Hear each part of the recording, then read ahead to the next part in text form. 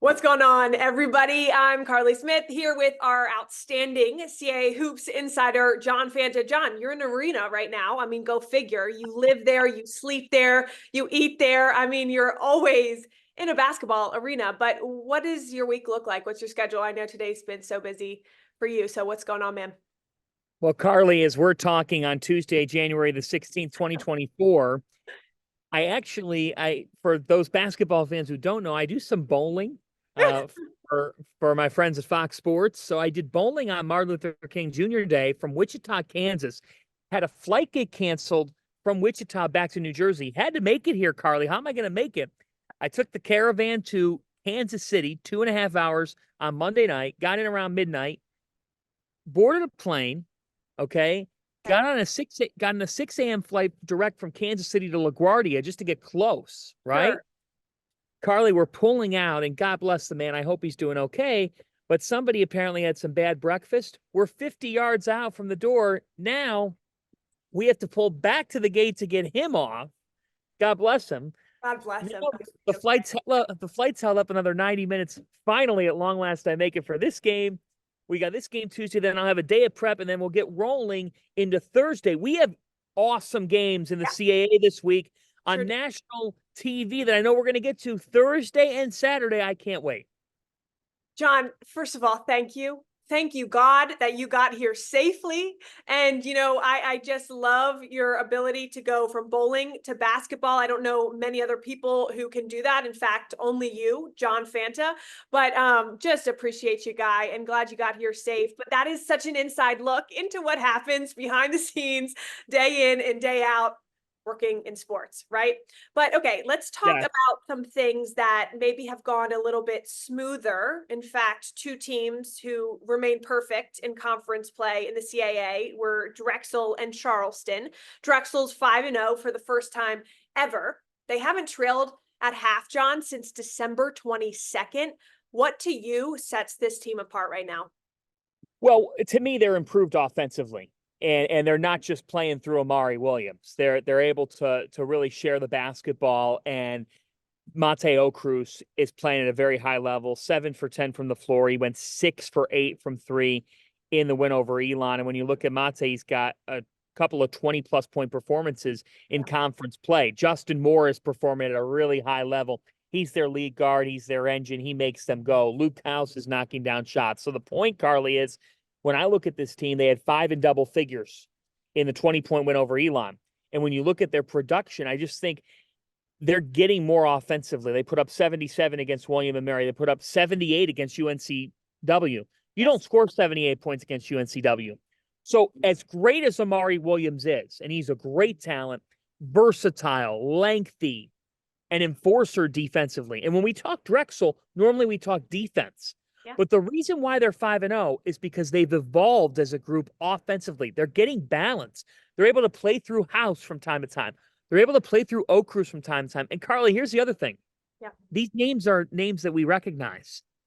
Zach Spiker has roster continuity. You don't beat Villanova without roster continuity. Start 5-0 in this league without being a program with culture. Great Spiker's got culture right now at Drexel. You talk about culture, Bill Cohen. I mean, what a legacy, right? Up north, Northeastern. They're coming off of a 2-0 weekend at Matthews Arena. Lucas Sakota, since returning to the lineup, has had 18 points in the Huskies win against Towson and then 19 in their victory over Hofstra. To me, it doesn't matter who's in the gym. This team is going to fight for the full 40 night in and night out. What makes them so special?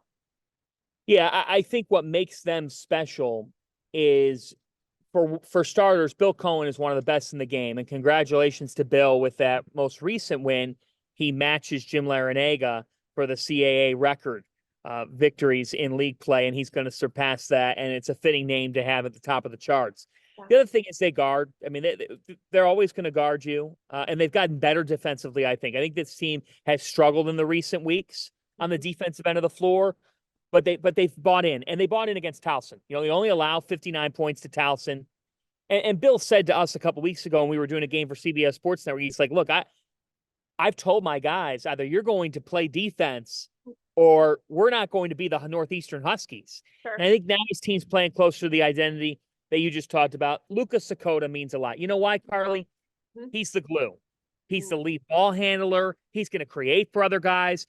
Chris Doherty is a great centerpiece, leads the team in points, rebounds, and assists. There's not a lot of college basketball players who are able to do that.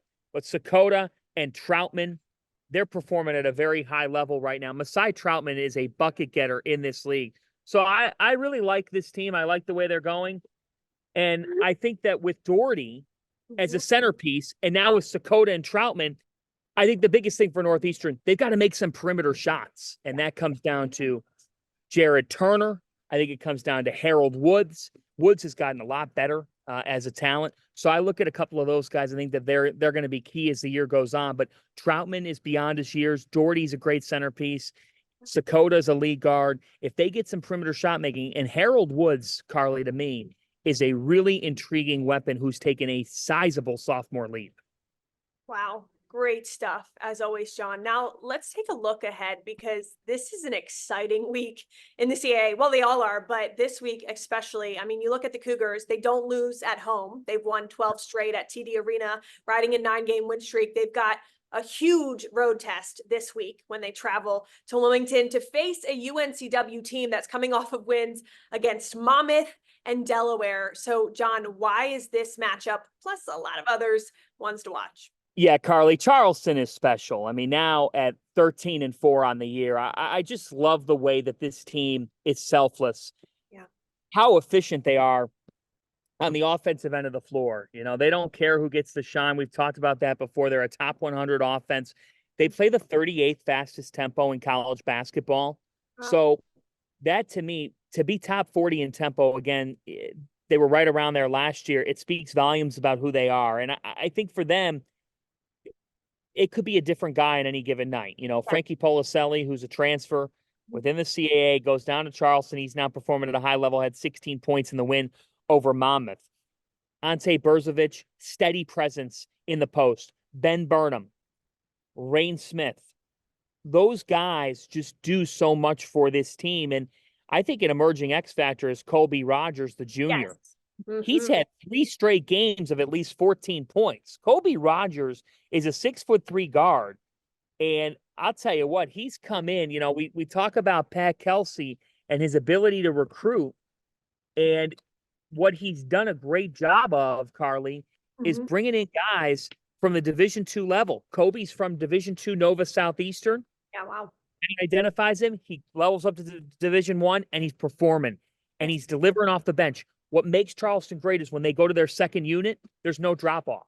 So guys like Rogers, they can come in and contribute at a very high level. He's not the only one. You know, in their most recent game against Monmouth, Bryce Butler, the senior, he came in and stepped up. And he's another guy who is a Division II transfer. So the point, Charleston wins with dudes who want to level up, get an opportunity, and make the most of it. The Cougars, the word for them is complete. They're a complete team. Complete as ever, and will be challenged this week. Really tough road test, like I mentioned, at UNCW. So that game, in addition to so many others in CAA men's basketball, what do you have scheduled on the calendar? What's on your radar? Well, you've got Drexel and Charleston now unbeaten. And then you have a whole slew of teams at 2-2. I mean, you go right down the standings and you have 9 teams at 2-2.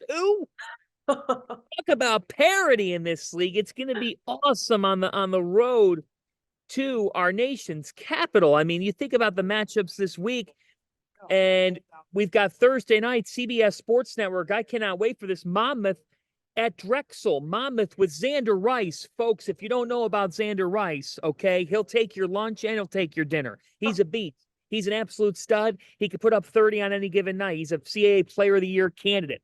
Okay, you go away from Xander. On the other side with Drexel, you've got Amari Williams. You've got Justin Moore. You've got studs. How does Drexel's defense go up against Monmouth? A couple of other intriguing matchups. You know, I'm looking at Stony Brook in Delaware. Stony Brook in Delaware is interesting because it's 2-2 teams in the league. And we haven't talked a ton about the Blue Hens, but I think this is an important game for them as they continue to surge along. How do they look here this week behind Jair Davis on one side And when you're going up against Stony Brook, you better be ready for Tyler Stevenson Moore. He is a special player.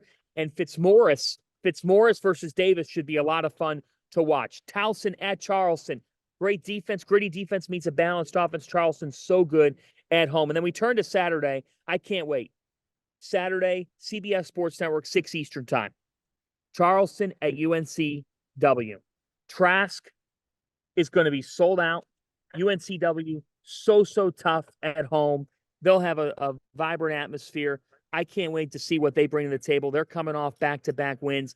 They've got some momentum on their side. So look out, folks, because they're going to be a team here at home that's going to be a tough out. And I think Charleston, look, could they win that game? Absolutely, Karlie.